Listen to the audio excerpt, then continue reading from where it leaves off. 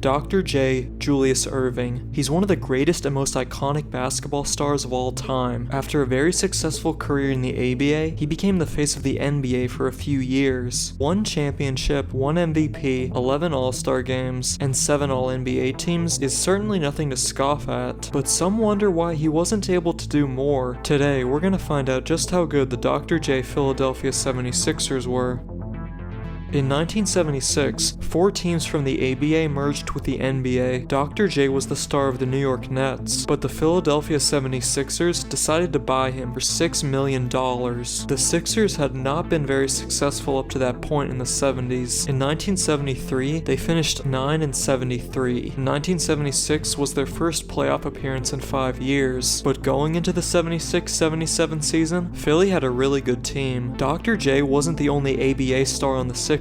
They also had Hall of Fame power forward George McGinnis. Big Mac had won 2 ABA championships with the Indiana Pacers. He was a 6-time All-Star, the 1975 ABA MVP, made 3 All-ABA teams and 2 All-NBA teams. He was very strong in the paint, but he was also fast and able to score off of turnovers. At shooting guard, the Sixers had Doug Collins and World B. Free. Collins was drafted first overall by the team in 1973. He was a 4-time All-Star with a quick release on his jump shot, but he also had a nice layup package and was very fast. The previous year, he put up 20.8 points per game, and in 1977, he was the 3rd highest scorer with 18.3 points. He was a very hard-nosed player, but this would come back to bite him later in his career, as his intense play style would lead to lots of injuries. World B. Free, who at the time was Lloyd Free, was 23 years old and in his sophomore season. At just 6'2", Free had a 44-inch vertical leap. He was a great shooter with a high arcing shot, and he had 8 seasons where he averaged more than 22 points, including 30.2 points in 1980. He made the 1980 All-Star Game, the 1979 All-NBA second team, and put up 16.3 points for Philly in 1977. At center, Philly had Caldwell Jones, Darryl Dawkins, and Harvey Catchings. Jones had started his career in the ABA, and the 76-77 season was his first year in the NBA. He made the 1975 ABA All-Star Game and led the ABA in blocks twice. Jones was a very defensive-minded center. He was named first-team All-Defense in 1981 and 82. He was the team's best shot blocker and would soon become their best rebounder. He also once said that his favorite seafood was saltwater taffy.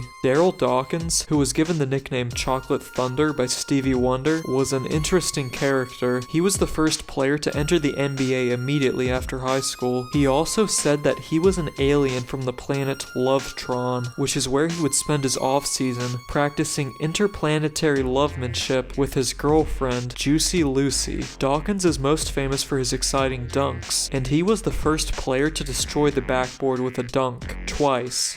Harvey Catchings once blocked 10 shots in the second half of a game in 1975, and this year, he started 25 games. Rounding out the starting 5 was point guard Henry Bibby, who had won a championship with the Knicks in 1973. Nicknamed Instant Offense, he dropped 10.2 points and 4.4 assists. Backup small forward Steve Mix was a key reserve off the bench. He had made the 1975 All-Star Game and put up 10.5 points and 5 rebounds this season. Other key players in the rotation were Kobe's father Joe Bryant, a rookie Mike Dunleavy, and Terry Furlow. The head coach of the team was Gene Shue, who had found some success with the Baltimore Bullets in the late 60s and early 70s. This team was loaded with star talent, but things were not all sunshine and rainbows behind the scenes. From the start, the Sixers were under an intense amount of pressure to win. There was also a lot of alleged fighting between the players, which affected chemistry on the court. The Sixers finished with a 50-32 record, which is good, but for the expectations they had, it was a little underwhelming.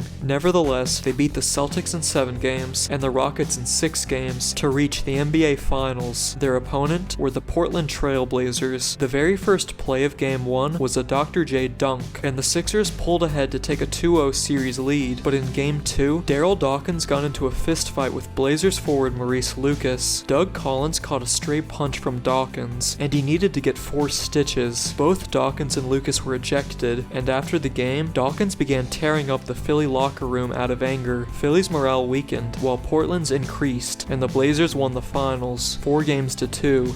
George McGinnis received a lot of criticism. He averaged 8 less points than he did in the regular season and shot a poor 38.8% from the field. New Sixers owner Fitz Dixon was angry, which wasn't good news for Gene Shue since the two had clashed throughout the season. The Sixers started the 77-78 season with a 2-4 record, and just like that, Gene Shue was fired. His replacement was Philly legend Billy Cunningham. Despite this being his first coaching job, the team went 53-23 under Cunningham. The team's slogan for the year was "We Owe You One," referencing their loss in the 1977 finals. They swept the New York Knicks and then met the Washington Bullets in the Eastern Conference Finals. The Bullets only had a 44-38 record, but they defeated the Sixers. The final Game 6 ended with a score of 101-99. The next season, the Sixers traded World B. Free to the San Diego Clippers. They also sent George McGinnis to the Denver Nuggets, but in return, they received Hall of Fame power forward Bobby Jones. I've already made a whole video dedicated to Mr. Jones. The 5-time All-Star was an elite defender, making 11 all-defense teams in his career, and 10 of those were first-team selections. The Sixers also drafted Hall of Fame point guard Maurice Cheeks. His rookie numbers may have been modest, but Cheeks would become an incredibly important player to the Sixers. He was a 4-time All-Star, and his ability to rack up steals earned him 5 all-defense honors. As of this video, he's number 6 on the all-time steals list, and number 15 for assists.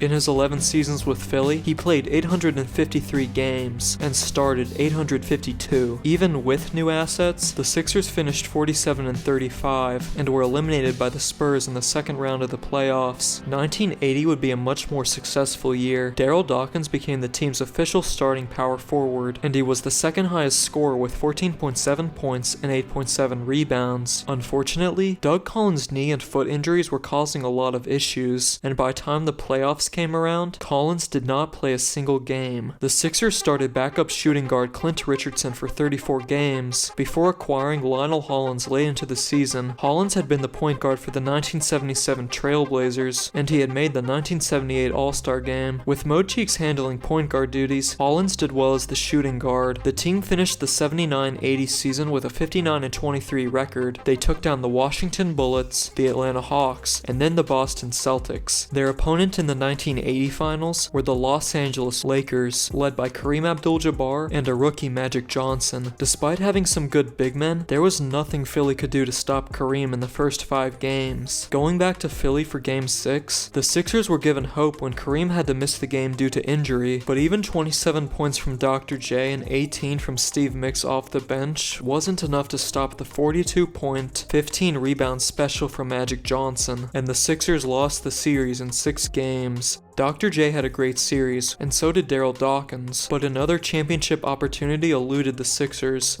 Henry Bibby would leave the team next year.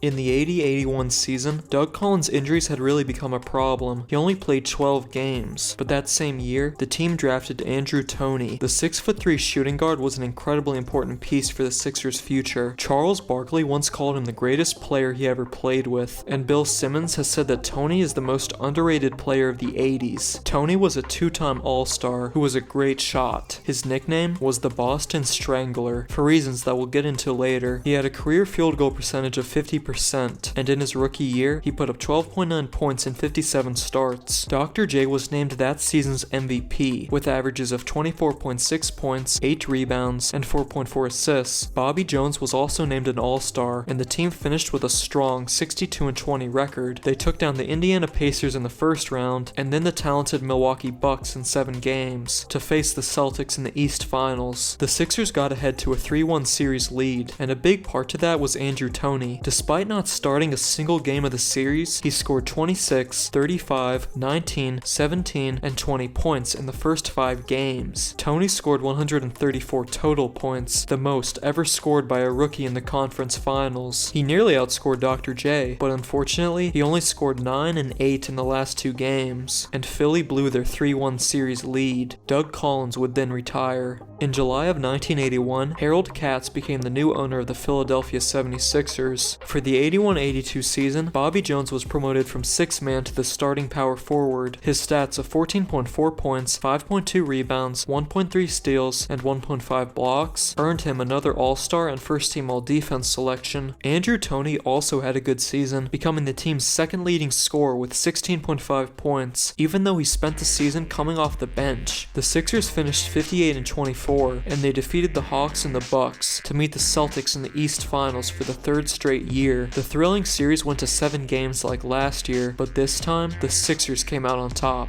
Even though he was a bench player in the regular season, Andrew Toney was put into the starting lineup, and he led all players in scoring with 22.1 points. He strangled Boston with 39 points in Game 4 and 34 in Game 7. For the second time, the Sixers were facing the Lakers in the finals, and also for the second time, they lost in 6 games. Andrew Toney had a great series, leading all players in scoring, but the team had still come up short again. That would all change next season.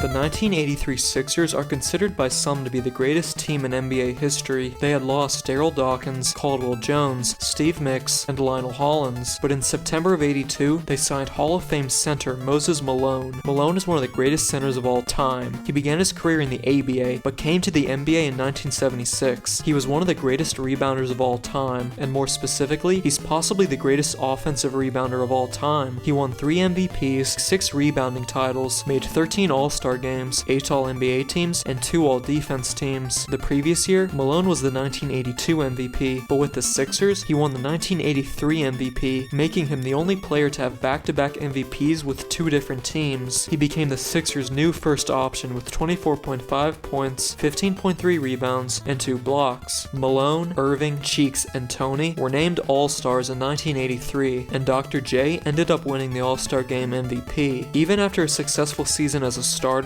Bobby Jones was moved back to the bench, in place of 26-year-old rookie Mark Ivoroni. This decision didn't backfire for the Sixers though, as Bobby was once again first-team All-Defense, and he was also named to the 1983 Sixth Man of the Year, the first time the award had ever been given. Moses Malone and Maurice Cheeks were also named first-team All-Defense, and the team finished with a 65-17 record. They swept the Knicks and beat the Bucks in 5 games to reach the NBA Finals. For the third time, their opponent was LA. Even though the Lakers were still running the same lineup that had won them a championship, Philly swept them in 4 games. Moses was huge to their success, as he outscored Kareem and dominated the boards, which earned him the Finals MVP. The Sixers decided to run it back for the 83-84 season. Andrew Toney had the best season of his career, making the All-Star game with 20-5 on 52.7% from the field. The team finished with a 52-30 record, and their first-round opponent were the New Jersey Nets, with Michael Ray Richardson, Buck Williams, and former Sixer Darryl Dawkins. In a shocker, the Nets won the first 2 games. Philly came back to win the next 2, but lost the final Game 5 101-98, resulting in one of the most disappointing seasons in NBA history.